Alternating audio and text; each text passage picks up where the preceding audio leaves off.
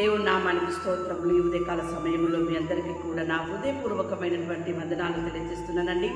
ఈ దినము దేవుడు మీతో మాట్లాడుతున్నటువంటి మాట యోహాను సువార్త 1వ అధ్యాయము 1వ వచనంలో వాక్యం ఈ రీతిగా ఉంది. ఆదియందు వాక్యము ఉండెను, వాక్యము దేవుని యొద్ద ఉండెను, వాక్యము దేవుడై ఉండెను. దేవుని బిడ్డలారా, వాక్యము ఆదియందు వాక్యము ఉన్నది, ఆ వాక్యము దేవుని యొద్ద ఉన్నది, వాక్యమే దేవుడై ఉన్నాడు. అట్టి వాక్యానికి మనం లోబడిన బిడ్డలముగా ఉండాలి. వాక్యం సెలవిస్తూ ఉంది కదా, యోహాను సువార్త 17వ అధ్యాయం 17వ వచనములో, సత్యమందు వారిని ప్రతిష్ఠ చేయము, నీ వాక్యమే సత్యము. నీ వాక్యమే సత్యము, ఆ సత్యమే దేవుడై ఉన్నాడు. దేవుని యందు మనము ప్రతిష్ఠింపబడిన వారిగా ఉండాలి. దేవుని బిడ్డలముగా మనం ఉండాలి. ఎప్పుడైతే మనము దేవుని బిడ్డలముగా ఉంటామో, దేవుని వాక్యం సెలవిస్తూ ఉంది కదా ఇక్కడ రోమీయులు రాసిన పత్రిక 2వ అధ్యాయము 8వ వచనము, అయితే భేదములు పుట్టించి సత్యమునకు లోబడక దుర్నీతికి లోబడి వారి మీదికి దేవుని ఉగ్రతయు రౌద్రమును వచ్చును. దేవుని బిడ్డలారా, వాక్యం సెలవిస్తోంది, మీరు సత్యమునకు లోబడుడి. సత్యమే, వాక్యమే సత్యము, సత్యమే దేవుడై ఉన్నాడు, వాక్యమే దేవుడై ఉన్నాడు.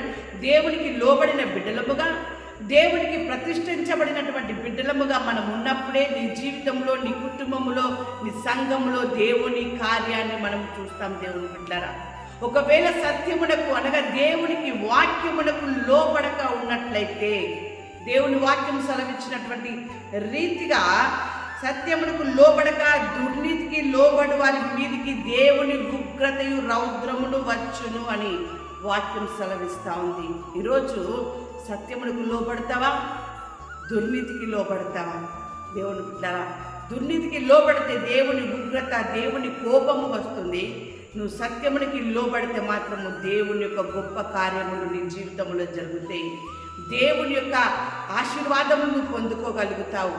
దేవుని యొక్క వాక్యం సెలవిస్తూ ఉంది కదా ఇక్కడ యాకోబు రాసిన పత్రిక 4వ అధ్యాయం 7వ వచనంలో, కాబట్టి దేవునికి లోబడి ఉండుడి, అపవాదిని ఎదురించుడి, అప్పుడు వాడు మీ యొద్ద నుండి పారిపోవును.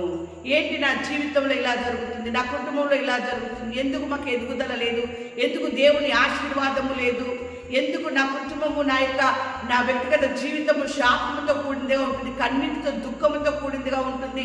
దీనికి కారణం ఏంటిదంటే దేవుని వాక్యానికి లోబడక, దేవునికి లోబడక మీరు ఉంటున్నారు కాబట్టి. దేవుని బిడ్డలారా, దేవుని యొక్క ఉగ్రత మీ మీదకి వస్తుంది, దేవుని యొక్క కోపము మీ మీదకి వస్తూ ఉంది. కానీ ఎప్పుడైతే నీవు సత్యమునకు అనగా వాక్యమునకు, దేవునికి ఎప్పుడైతే లోబడతావో, నీ కుటుంబంలో ఉన్నటువంటి పరిస్థితులన్నిటి కూడా దేవుడు తారుమారు చేస్తూ ఉంటాడు. ఎందుకంటే దుర్నీతికి లోబడిన వారు సాతానికి లోబడినట్టే. దుర్నీతికి లోబడిన వారు అబద్ధము చెప్పేటటువంటి జనకుడికి లోబడినట్లే.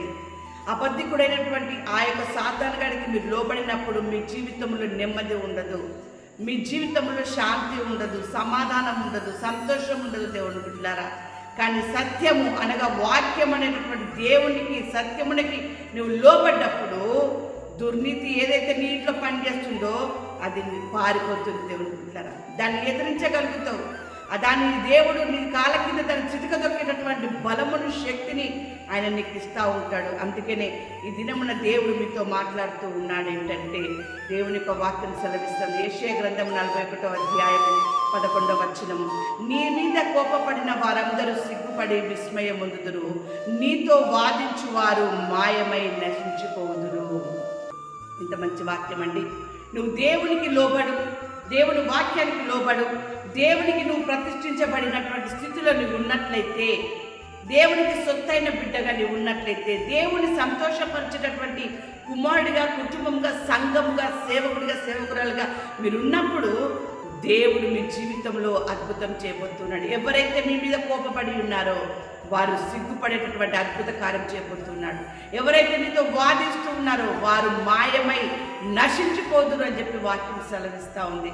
దేవుని బిడ్డలారా, సాతాను గారి మాటలకి నువ్వు లోబడినవా? దేవుని ఉగ్రత నీ మీదకి వస్తుంది. దేవుని మాటకి నీవు లోబడినవా, వాక్యానికి లోబడినవా, నీ జీవితంలో అద్భుతం చూస్తూ ఉంటావు. ఎందుకంటే ఆయన మాట్లాడే దేవుడు, మాట ఇచ్చి నెరవేర్చుకునే దేవుడు. ఒక విధవరాలు ఉంది, తన భర్తని పోగొట్టుకుంది. ఆమె ఆ యొక్క ప్రవక్త దగ్గరికి వెళ్ళినప్పుడు ఆమెతో మాట్లాడినటువంటి మాట, అమ్మా నీ ఇంట్లో ఏముంది అన్నప్పుడు, నూనె కుండ ఒక్కటే మాత్రమే ఉంది అని చెప్పి అన్నప్పుడు, నీవు నీ కుమారులు లోనికి వెళ్ళండి అని చెప్పి అన్నాడు. ఆ పక్కన ఉన్నటువంటి వాళ్ళ దగ్గర నుంచి అన్ని పాత్రలు తీసుకొచ్చుకోమని చెప్పేసి అన్నక, దేవుని బిడ్డరా ఆమె ఆ మాటకి లోబడింది. భర్తను కోల్పోయాను, అప్పుల వారు వచ్చి నన్ను ఎంతగా వేధిస్తూ ఉన్నారు, నా కుమారులు తీసుకొని వెళ్తానన్నారని నేను మీతో చెప్తూ ఉంటే, నా మాట వినకుండా నీ ఇంటిలో ఏమున్నది అని అడుగుతావా అని ప్రశ్నించలేదు అతన్ని. దేవుడు చెప్పినటువంటి మాట ప్రవక్త ద్వారా కావచ్చు, సేవకుల ద్వారా కావచ్చు, దేవుడు చెప్పినటువంటి మాటకి నీవు లోబడ్డప్పుడు నీ జీవితంలో ఆశీర్వాదాన్ని చూస్తావు, అంతులేని ఆశీర్వాదాన్ని నువ్వు చూస్తావు దేవుని బిడ్డరా. అందుకే వాక్యం సెలవిస్తా ఉంది కదా, రాజులు 2వ గ్రంథము 4వ అధ్యాయము 6వ వచనము, పాత్రలన్నీ నిండిన తర్వాత ఇంకను పాత్రలు తెమ్మని ఆమె తన కుమార్తె చెప్పగా, వాడు మరేమీ లేవని చెప్పెను, అంతలో నూనె నిలిచిపోయెను. నీ జీవితంలో ఖాళీగా ఏదైతే ఉందో అదంతయు కూడా నిండేంత వరకు దేవుని యొక్క కార్యము నీ జీవితంలో జరుగుతూనే ఉంటుంది.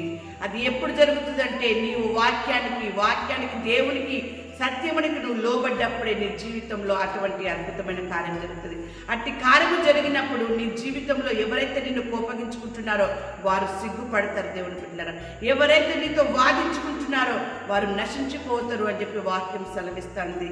ఎందుకంటే దేవుని మాట తప్పకుండా జరుగుతుంది.